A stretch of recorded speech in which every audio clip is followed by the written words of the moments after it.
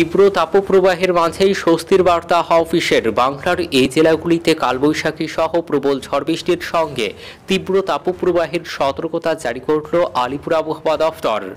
তো কবে কখন থেকে বাংলার কোন কোন জেলাগুলিতে কালবৈশাখী সহ প্রবল ঝড় বৃষ্টির সঙ্গে তীব্র তাপপ্রবাহের সতর্কতা জারি করেছে আবহাওয়া দফতর, বিস্তারিত জানিয়ে দেব ভিডিওতে। সঙ্গে থাকুন আর আবহাওয়ার প্রতিনিয়ত আপডেট পেতে আমাদের ইউটিউব চ্যানেলটি সাবস্ক্রাইব করুন। প্রায় 40 ডিগ্রি ছুঁই ছুঁই কলকাতার পারদ, তাপপ্রবাহের কবলে পড়ল 4 জেলা।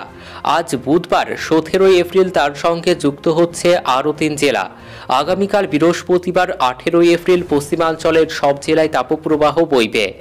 আজ বুধবার উপকূলের পূর্ব মেদিনীপুর তাপপ্রবাহের কবলে পড়তে চলেছে। আগামীকাল বৃহস্পতিবার উপকূলের আরও 2 জেলা দক্ষিণ এবং উত্তর 24 পরগনায় তাপপ্রবাহের কবলে পড়বে, এমনটাই জানিয়েছে আলিপুর আবহাওয়া দফতর।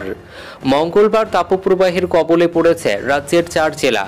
এগুলি হলো 2 বর্ধমান, বাঁকুড়া এবং পশ্চিম মেদিনীপুর। আজ বুধবার এর সঙ্গে তাপপ্রবাহের কবলে পড়তে চলেছে বীরভূম, পুরুলিয়া এবং ঝাড়গ্রাম। আগামীকাল বৃহস্পতিবার পশ্চিমাঞ্চলের সব জেলা একই সঙ্গে তাপপ্রবাহের সতর্কতা রয়েছে। কাল বৃহস্পতিবার গাঙ্গেয় পশ্চিমবঙ্গের মুর্শিদাবাদ জেলা তাপপ্রবাহের তালিকায় ঢুকতে চলেছে। উপকূলের জেলা পূর্ব মেদিনীপুরে আজ তাপপ্রবাহের কবলে পড়তে চলেছে। বাকি 2 উপকূলের জেলায় আগামীকাল বৃহস্পতিবার তাপপ্রবাহের কবলে পড়বে। বুধবার থেকে আগামী শনিবার পর্যন্ত দক্ষিণবঙ্গের কোথাও কোনো বৃষ্টির সম্ভাবনা নেই।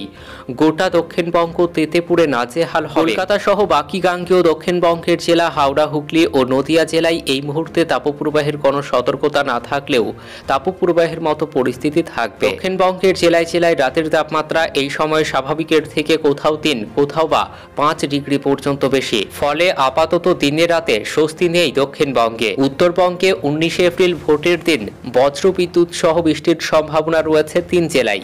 আলিপুরদুয়ার, কালিম্পং, কোচবিহার জেলায় বিক্ষিপ্তভাবে বজ্রবিদ্যুৎ সহ বৃষ্টির পূর্বাভাস, সঙ্গে 30 থেকে 40 কিলোমিটার বেগে দমকা ঝোড়ো হাওয়া বইতে পারে।